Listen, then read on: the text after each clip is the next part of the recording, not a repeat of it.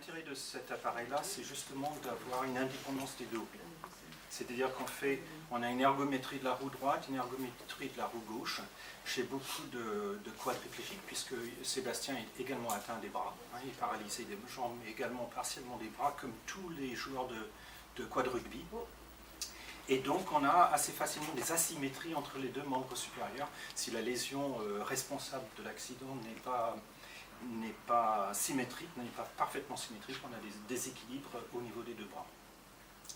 On a déjà fait un premier test, là, juste lorsque Sébastien a roulé un peu, pour vérifier le fauteuil, vérifier la résistance du fauteuil. Ça dépend de la pression des roues, ça dépend de l'alignement des roues avec les rouleaux, et ça dépend de la résistance des roulements au sein de la machine.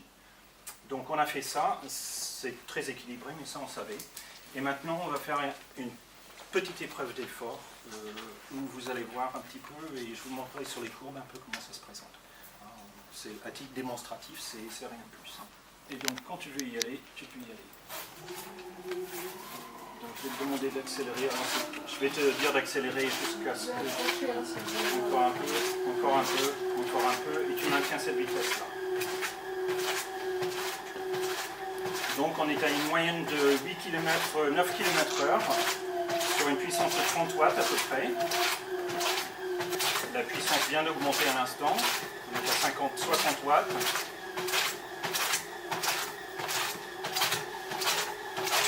Vous remarquerez, Sébastien a une façon de passer sa main, ça va très vite, mais il attrape la roue sur l'arrière de la main, il le bascule sur le devant. Donc il y a une tirée arrière, un passage, et puis une poussée en avant. La puissance vient d'augmenter, c'est visiblement plus difficile. Et je pense qu'on va pouvoir arrêter là. Merci Sébastien. On va voir ici sur les courbes, et je ne rentre pas trop dans les détails, mais on a un temps de poussée de 300 millisecondes d'un côté, 290 de l'autre. Pour à peu près 40% du temps, il est en train de pousser ses roues, 60% du temps, il est en repos en train de revenir. Ça, c'est un élément assez important, c'est individuel à chaque athlète. C'est même un petit peu au-dessus de l'autre fois, peut-être à cause de la partie de la courbe que je prends. Et si on étire un petit peu cette courbe, juste pour avoir quelques exemples, je vais vous montrer, et je vous remontrerai d'autres courbes en salle. Donc là, on voit la poussée. Rouge, c'est à gauche, bleu, c'est à droite, et on voit que du côté bleu, côté rouge, donc à gauche, il y a un petit décroché. Ce décroché va être lié à la façon dont il attrape la roue derrière et le bascule avant de commencer à pousser en avant pour qu'on ait la courbe qui monte très fort. Alors qu'à droite, la fluidité est meilleure et on voit que la courbe est un petit peu plus arrondie. Ce sont des roues carbone avec du polyuréthane à l'intérieur, mais ils ont juste un tout petit anneau ici, et ils viennent, ce qu'ils appellent le tapping, ils viennent taper sur l'anneau.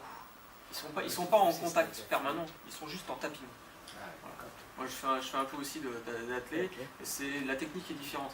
Après, quand on a les bras pour l'un, on a les bras pour l'autre. Il faut juste apprendre la technique et savoir comment basculer la puissance sur le fauteuil.